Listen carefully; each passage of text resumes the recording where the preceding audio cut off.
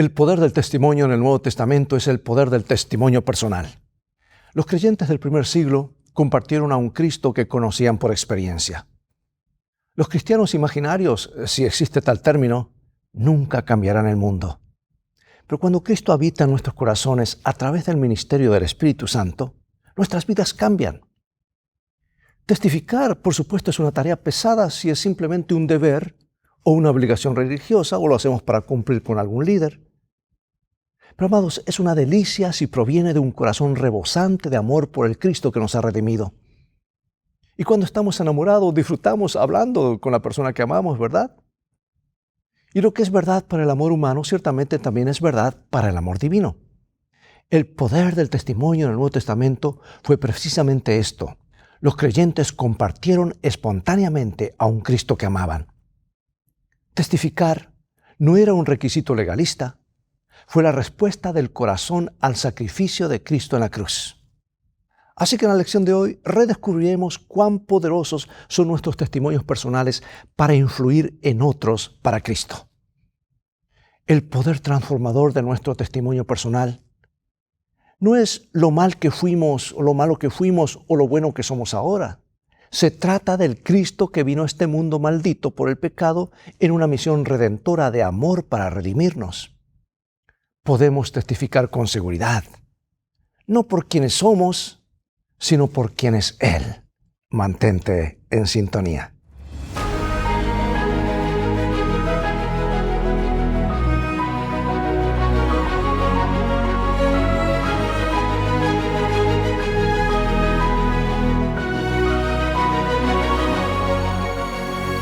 Vayamos a nuestro versículo central, 1 San Juan capítulo 5, versículo 13. Estas cosas os he escrito a vosotros que creéis en el nombre del Hijo de Dios, para que sepáis que tenéis vida eterna y para que creáis en el nombre del Hijo de Dios. Como se indicó en una lección anterior, nada argumenta más elocuentemente en favor del poder del Evangelio que una vida cambiada. La gente puede discutir con tu teología, puede debatir sobre tus doctrinas, puede cuestionar tu comprensión de las Escrituras, pero rara vez cuestionará tu testimonio personal de lo que Jesús significa para ti y lo que ha hecho en tu vida. Y testificar, amados, es compartir lo que sabemos acerca de Jesús.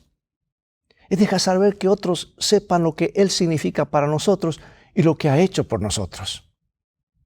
Si nuestro testimonio consiste únicamente en tratar de probar que lo que creemos es correcto y que lo que otros creen es incorrecto, nos encontraremos con una fuerte oposición. Pero si nuestro testimonio sobre Jesús proviene de un corazón que ha sido transformado por su gracia, conquistado por su amor y asombrado por su verdad, entonces los demás quedarán impresionados con la forma en que la verdad que creemos ha impactado nuestras vidas y querrán hacer lo mismo. Esto es algo contagioso, porque la verdad presentada en el contexto de una vida cambiada marca la diferencia. Cuando Cristo es el centro de toda doctrina y cada enseñanza bíblica, cada enseñanza refleja su carácter, ¿sabes que es mucho más probable que aquellos con quienes compartimos las Escrituras acepten entonces su palabra? Y como cristianos, amados, todos tenemos una historia personal que contar. Una historia sobre cómo Jesús cambió nuestras vidas y lo que ha hecho por nosotros. O sea, antes de conocer a Cristo y después de conocer a Cristo. Mira lo que dice el apóstol Pablo en Efesios capítulo 2. Cuando estabais muertos en vuestros delitos y pecados, en los cuales anduvisteis en otro tiempo, siguiendo la corriente de este mundo, conforme al príncipe de la potestad del aire. Pero Dios, que es rico en misericordia, por su gran amor con que nos amó, aun estando nosotros muertos en pecados, nos dio vida juntamente con Cristo. Por gracia sois salvos. Y juntamente con Él nos resucitó. Y asimismo nos hizo sentar en los lugares celestiales con Cristo Jesús. ¡Qué cambio tan asombroso! Antes de conocer a Cristo estábamos muertos en delitos y pecados, siguiendo, como dice, la corriente de este mundo y haciendo la voluntad de la carne, y éramos hijos de ira por naturaleza. En pocas palabras, antes de conocer a Cristo, deambulábamos sin rumbo por la vida en una condición perdida. Y es posible que hayamos experimentado lo que parecía ser felicidad, pero había una angustia en el alma y un propósito incumplido en nuestras vidas. Por eso, amados, acudir a Cristo y experimentar su amor estableció toda la diferencia en los discípulos y establece la diferencia en nosotros hoy. Ahora en Cristo estamos verdaderamente vivos y a través de las abundantes riquezas de su gracia y su rica misericordia hacia nosotros, hemos recibido el don de la salvación. Nos ha levantado y nos hizo sentar, dice Él, en los lugares celestiales con Cristo Jesús para mostrar en los siglos venideros las abundantes riquezas de su gracia, en su bondad para con nosotros en Cristo Jesús. El apóstol la tenía bien clara, ¿verdad? Y lo describe de una manera magistral, porque Él había nacido de nuevo. Es que en Cristo, hermanos, la vida ha adquirido un nuevo significado y tiene un nuevo propósito. Como Juan declara, en Él estaba la vida, y la vida era la luz de los hombres. Efesios 2:10. Porque somos hechura suya, creados en Cristo Jesús para buenas obras, las cuales Dios preparó de antemano para que anduviésemos en ellas. ¿Qué nos dice este texto sobre cuán centrales son las buenas obras para la fe del cristiano? ¿Captas tú la armonía que hay en esto? No hacemos buenas obras para salvarnos, sino que son el resultado de un corazón que ama a Jesús. ¿Y cómo entendemos esta idea en el contexto de la salvación por fe, sin las obras de la ley? Yo creo que hay una armonía perfecta, amados. Santiago y Juan, los hijos de Zebedeo, eran conocidos como los hijos del trueno. De hecho, fue Jesús quien les dio ese apodo, ¿sabes? Una ilustración de la disposición ardiente de Juan tuvo lugar cuando Jesús y sus discípulos viajaban a Samaria. Cuando intentaron encontrar un lugar para alojarse por la noche, se encontraron con la oposición debido al prejuicio de los samaritanos contra los judíos.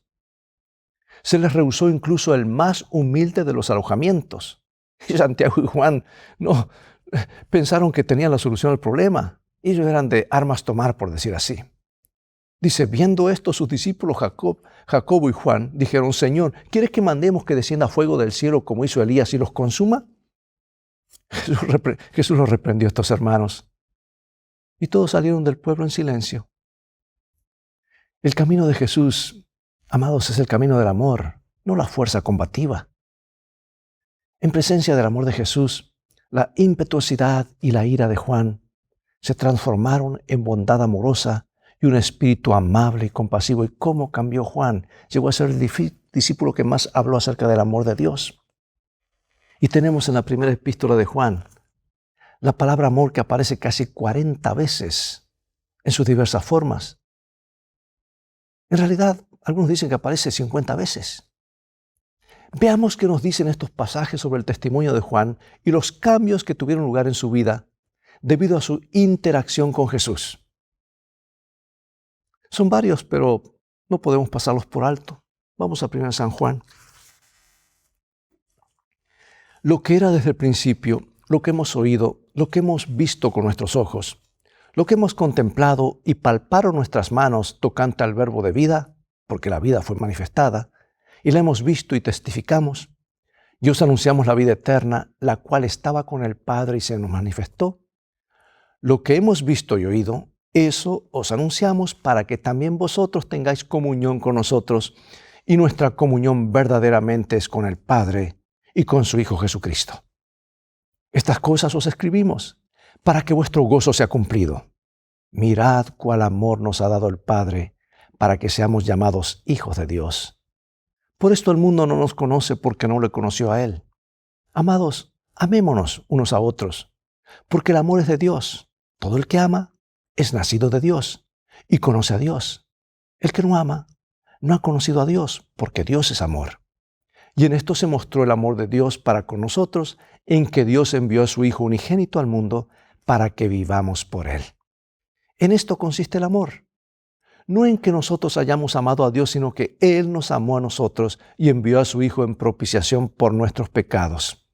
Amados, si Dios nos ha amado así, debemos también nosotros amarnos unos a otros. Todo aquel que cree que Jesús es el Cristo es nacido de Dios.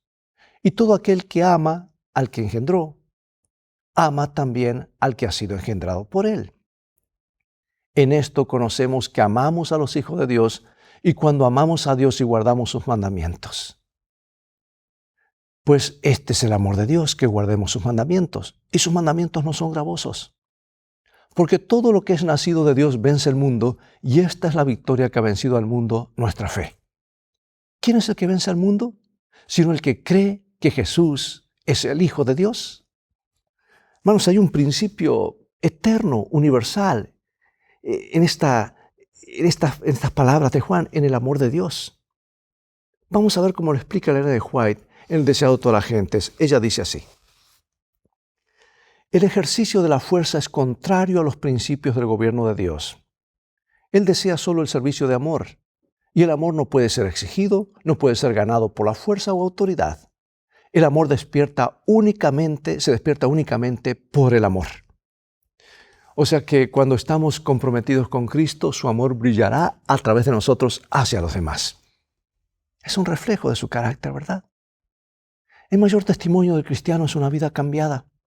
Y esto no significa que nunca cometamos errores y que a veces no seremos los conductos de amor y gracia que se supone que debemos ser. Pero sí significa que idealmente el amor de Cristo fluirá de nuestras vidas y seremos una bendición para quienes nos rodean. Pregunto, ¿cuán bien reflejas el amor de Cristo a los demás? La gracia nos cambia, amados. Santiago y Juan, a veces conocidos como los hijos del trueno, fueron transformados por gracia. No llama a alguien hijo del trueno porque tiene una disposición suave, déjame decirte, una disposición pasiva y relajada. Santiago y Juan eran dínamos que fácilmente podían ponerse nerviosos e impacientes. Eran altamente competitivos y buscaban puestos en el reino de Cristo. Por decir en términos comunes, tenían los fusibles de muy bajo amperaje, enseguida explotaban, ¿verdad? Pero el amor sacrificial de Cristo los cambió en el centro mismo de su ser. Y Santiago finalmente fue martirizado. Y Juan, que vivió hasta los 90 años, nunca se cansó de contar la historia del amor que cambió su vida. Un escritor dijo: Juan escribió con su pluma sumergida en el amor. Y Juan fue cambiado por el amor y tuvo que contar la historia. Y el apóstol Pablo agrega: el amor de Cristo nos constriñe, nos anima, nos impele. En otras palabras, el amor de Cristo nos impulsa, nos motiva, nos obliga a contar la historia de la salvación. Veamos quiénes fueron los primeros misioneros que Jesús envió. No estaban entre los discípulos. Es una sorpresa, ¿verdad? No estaban entre los seguidores de Jesús de mucho tiempo. Los primeros misioneros que Jesús envió fueron hombres locos, fueron endemoniados, que unas horas antes habían aterrorizado la región y habían aterrado los corazones de los vecinos de la aldea. Con un poder demoníaco sobrenatural, uno de estos endemoniados rompía las cadenas que lo ataban, chillaba en tonos horribles y mutilaba su propio cuerpo con piedras afiladas. La agonía de sus voces solo reflejaba una agonía más profunda en sus almas. Pero luego se encontraron con Jesús y sus vidas cambiaron. Nunca volverían a ser los mismos. Jesús expulsó a los demonios atormentadores de sus personas hacia una piara de cerdos que luego se despeñaron sobre un acantilado hacia el mar. ¿Qué les pasó a esos hombres? ¿Y qué encontraron los habitantes del pueblo cuando salieron a ver qué había pasado? Resulta que los endemoniados ahora eran hombres nuevos, transformados por el poder de Cristo. La gente del pueblo los encontró sentados a los pies de Jesús, escuchando cada palabra de la boca del Maestro. Debemos tener en cuenta que el Evangelio de Mateo dice que habían 2 endemoniados, mientras que el Evangelio de Marcos proyecta la historia en uno de los 2. Pero el punto es que Jesús los restauró física, mental, emocional y espiritualmente. Marcos 5, 18 al 20. Al entrar él en la barca, el que había estado endemoniado le rogaba que le dejase estar con él. Mas Jesús no se lo permitió, sino que le dijo: vete a tu casa, a los tuyos, y cuéntales cuán grandes cosas el Señor ha hecho contigo, y cómo ha tenido misericordia de ti. Y se fue, y comenzó a publicar en Decápolis cuán grandes cosas había hecho Jesús con él, y todos se maravillaron. Obviamente, estos endemoniados transformados Estos nuevos conversos querían quedarse con Jesús. Pero ¿qué los envió Cristo a hacer? Mira lo que dice Elena de White, en Deseado a todas las gentes, página 307. Esos hombres habían tenido el privilegio de oír las enseñanzas de Cristo por unos pocos momentos. Sus oídos no habían recibido un solo sermón de sus labios. No podían instruir a la gente como eran capaces de hacerlo los discípulos que habían estado diariamente con Jesús. Pero llevaban en su persona la evidencia de que Jesús era el Mesías. Podían contar lo que sabían, lo que ellos mismos habían visto, oído y sentido del poder de Cristo. Esto es lo que puede hacer cada uno cuyo corazón ha sido conmovido por la gracia de Dios. Así que, amados, no hay excusa. ¿Preparación? ¿Qué preparación tenían estos endemoniados? Nada, eran endemoniados, pero cambiados. Y ese cambio fue la historia que tenían que contar. Así que alguien que diga, no, pues no estoy preparado, hermano, excusas. Por favor, si Jesús te envía y si te has llamado es porque Él te ha llamado para enviarte. Así como estos hombres fueron enviados y contaron lo que Jesús había hecho por ellos, tú tienes que tener un encuentro diario con Jesús. Entonces tendrás algo para contar. Y ahora sus testimonios prepararon Decápolis, o sea, 10 ciudades a orillas del mar de Galilea, para recibir las enseñanzas de Jesús. Este es el poder del testimonio personal. Ahora, si no tenemos la seguridad personal de la salvación en Jesús, no es posible compartirla con otra persona. No podemos compartir lo que no tenemos nosotros mismos. Hay cristianos concienzudos que viven en un estado de incertidumbre perpetua, preguntándose si alguna vez serán lo suficientemente buenos como para ser salvos. Y se esfuerzan. Y no digo que está mal, pero si no tienen la seguridad de la salvación, y la salvación es algo instantáneo, hermanos, algo que aceptamos el regalo de Jesús en nuestra mente por fe, es instantáneo y confunden la salvación con el proceso de crecimiento cristiano o la santificación. Como un sabio y viejo predicador dijo una vez, cuando me miro a mí mismo no veo la posibilidad de ser salvo. Cuando miro a Jesús no veo posibilidad de perderme. Las palabras del Señor resuenan con certeza a través de los siglos. Mirad a mí y sed salvos todos los términos de la tierra, porque yo soy Dios y no hay más. Nuestro Señor quiere que cada uno de nosotros se regocije en la salvación que Él ofrece tan libremente. Él anhela que experimentemos lo que significa ser justificado por su gracia y estar libres de la condenación que trae la culpa del pecado. O como dice Pablo en Romanos 5, justificados pues por la fe, tenemos paz para con Dios por medio de nuestro Señor Jesucristo. Agrega que podemos tener la seguridad. Dice ahora pues ninguna condenación hay para los que están en Cristo Jesús, los que no andan conforme a la carne, sino conforme al Espíritu. Y el apóstol Juan confirma que el que tiene al Hijo tiene la vida, y el que no tiene al Hijo de Dios no tiene la vida. Así que si por fe hemos aceptado a Jesús, y Él vive en nuestros corazones a través de su Espíritu Santo, el regalo de la vida eterna es nuestro hoy. Tan ciertamente como estás mirando este programa y como te estoy hablando en este momento, hermano y hermana. Tú puedes hoy salir de tu clase de escuela sabática con la seguridad de que has aceptado el don, el regalo de la salvación y estás experimentando la gracia de Dios y la salvación en Cristo. Bueno, ¿será que podemos perder esa salvación algún día? Algunos dicen que una vez salvo, para siempre salvos. ¿Pero será esto posible? Hermanos, tenemos la posibilidad de elegir cada día. Siempre tenemos la libre elección de alejarnos de Él, si queremos. Lucifer lo hizo, Judas lo hizo, millones lo han hecho. Pero una vez que hayamos experimentado su amor y entendido las profundidades de su sacrificio, nunca deberíamos elegir alejarnos de aquel que nos ama tanto. Día a día buscaremos oportunidades para compartir con otros la gracia que nos dio en Jesús. ¿Tienes seguridad de salvación en Jesús? Gálatas 2:20. Con Cristo estoy juntamente crucificado, y ya no vivo yo, mas vive Cristo en mí.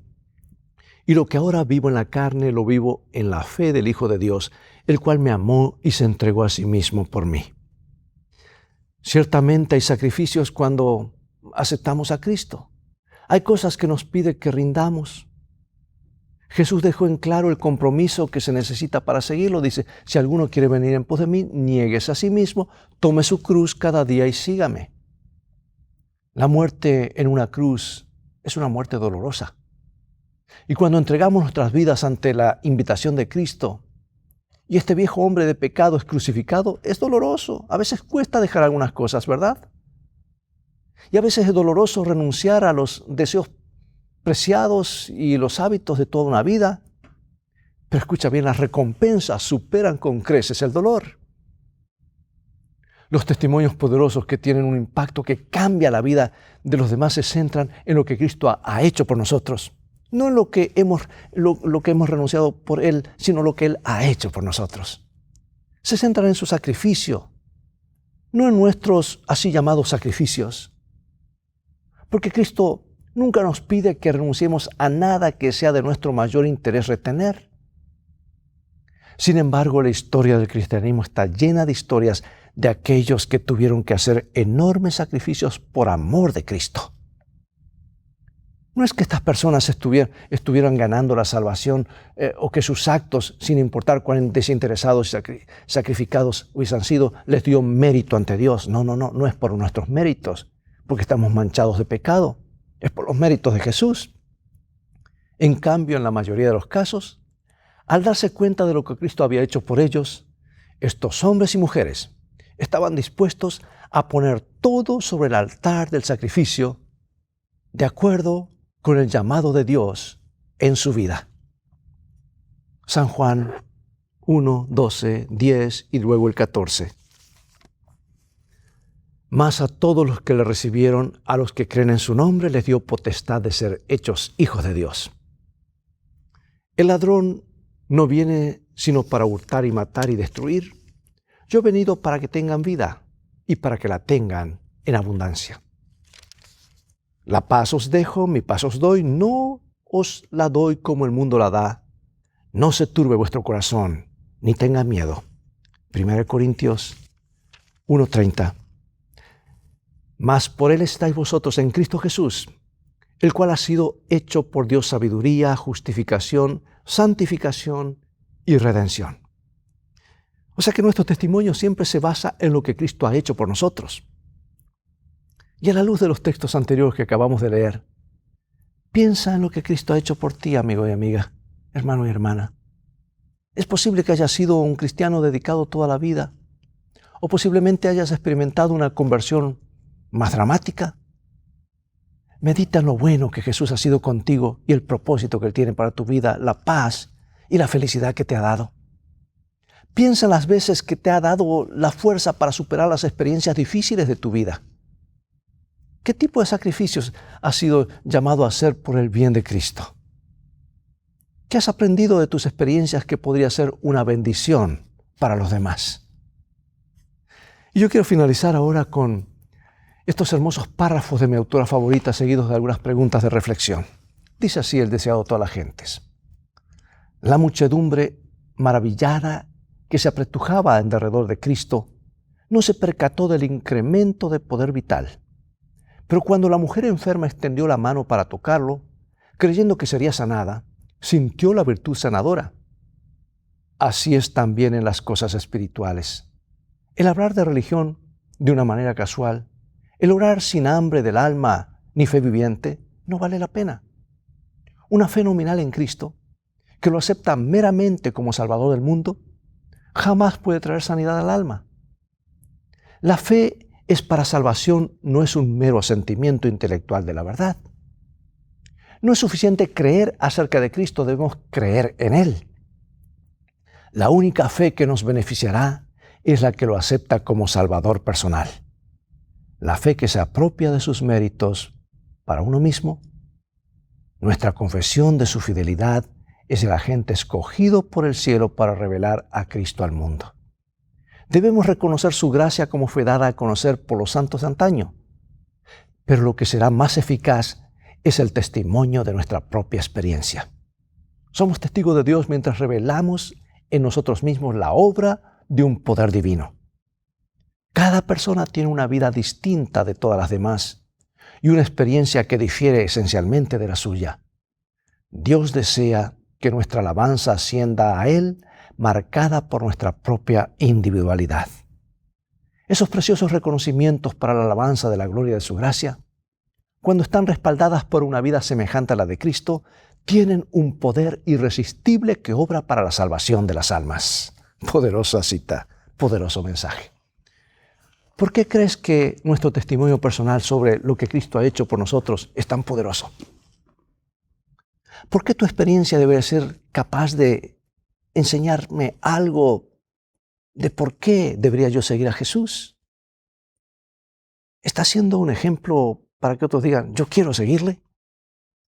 ¿Cuáles son algunas de las cosas que te gustaría evitar al dar tu testimonio o aún, tal vez a un no creyente? Reflexiona sobre las preguntas sobre la seguridad de la salvación.